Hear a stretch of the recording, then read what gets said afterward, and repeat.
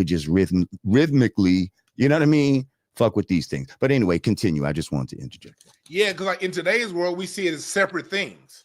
And when really they're rooted in the same tree. And that's what this tree explains. It's all rooted in the same. I got to make you laugh. Going back, Muddy Waters, the king of rock and roll, of what later became Jimi Hendrix style heavy metal, he had a song called "The Gypsy Woman Told Me You Your Mama's Bad Luck Child."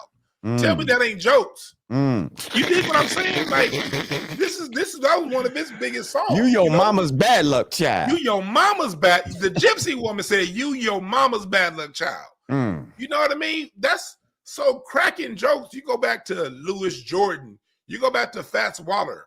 Fats Waller was also a comedian. Fats Waller was a very popular musician as you leave out of the 20s and get into the 30s. He died young in the early 40s. I remember Fats Waller. I haven't heard that name in so long. Damn, I'm glad you said that. Go ahead. Yeah, Fats Waller, because the man that really established the sound of jazz is Louis Armstrong in America. He's the father of it all. Fats Waller took what Louis Armstrong was doing on the trumpet, put it on the piano, and he would sit around and joke and crack jokes in his songs. There's a song he had called "The Milkman." And it's a very naive song about basically the milkman is smashing my gal, but he making himself look like the simp. But that's because he always had it comedy in his music.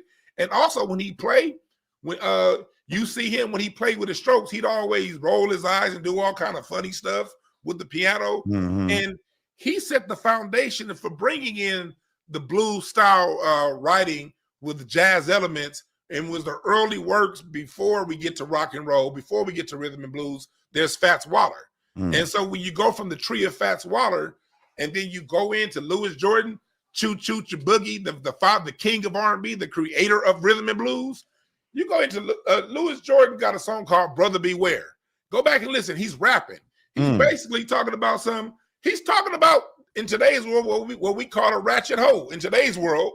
And what year are we talking about here? We're talking about the song was originally done in the 40s, but it was recorded in the 50s. Okay. It's a song called "Brother Beware." Louis Jordan was the black people's champion. You know, the white folks was listening to Chuck Berry and Little Richard. We listened to them too, but the white folks rushed them. I'm not gonna lie, I never heard of Louis Jordan.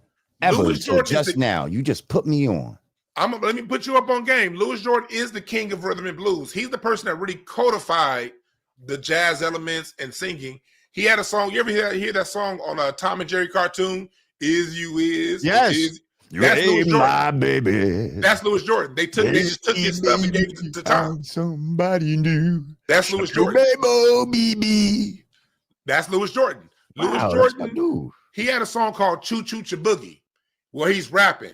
Take me right back to the fat Jack. Choo Choo Boogie. He's rapping. Wow. So the person who really created rhythm and blues also rapped and also cracked jokes in his music. And Louis Jordan was one of James Brown's primary inspirations. And that's why James Brown rapped and sang, because Louis Jordan rapped and sang. And Louis Jordan was, it was the same schism in the 50s as it is now. You had your pop guys that the white folks gravitated to, and you had the people that the niggas gravitated to. Right. You had the Black Eyed Peas. Yeah. And you had Mobb Deep. And when you look at Chuck Berry and Little Richard, they're the ones who, although they come from us and they are our champions, though the white people rushed them. Louis Jordan was the one that the streets was listening to. That's why you don't hear about him as much. He's who the streets was down with in the 50s. He was the person that inspired Ray Charles to go to R&B. And when Ray Charles brought the gospel into R&B, that's what codified what we now know as soul music. But that comes out of Louis Jordan and Fats Waller. It's a lineage we can literally trace when we're talking about our music. Right. So let's for sake of argument, is there anything that we can find in Hispanic or Jamaican music that we can say, made its way directly into our music, that it somehow influenced us to the point where, foundational Black American youth were trying to copy what people outside of this country were doing? Is there any evidence of this. At best,